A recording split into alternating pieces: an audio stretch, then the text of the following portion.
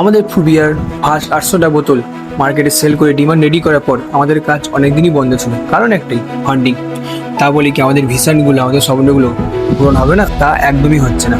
আবার শুরু করেছি সেই ছোটোভাবে। প্রথম 2000টা বোতল আমরা লঞ্চ করার সিদ্ধান্ত নিই। আমাদের প্রোডাক্ট রেডি করা, প্যাকেজিং করা, মার্কেটিং করা সব আমরাই করছি। পুরো প্রোডাক্ট রেডি হওয়ার পর আমরা মার্কেটে বেরিয়ে যাচ্ছি, সব রিটেল দোকানগুলোকে আমাদের প্রোডাক্ট স্যাম্পল দেখাচ্ছি, টেস্ট করাচ্ছি, আর দোকানগুলো থেকে অর্ডারও পাচ্ছি। এইভাবে কিছুটা শুরু হয়েছিল আমাদের। এরিয়া হিসাবে যে দোকানগুলো আমরা ধরেছিলাম তাদের কাছ থেকে এখন 1 নয় 2 নয় 3 পেটি 4 পেটি করে অর্ডার আসছে।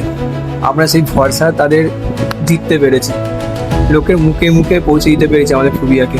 এমনকি আমাদের সাদরাগাছির মোগলেও আমরা পৌঁছে গেছি আমাদের ফুবিয়ার মজিতোকে নিয়ে।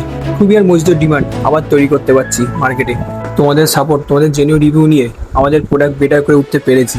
আমাদের ফুবিয়ার মজিতোকে আরও হিউজ স্কেলে নিয়ে যেতে পারবো। তো অনেক তো খাওয়ালো একই রকম ফ্লেভারের কোল্ড ড্রিঙ্কস, এবার ইন্ডিয়া খাবে মজিতো।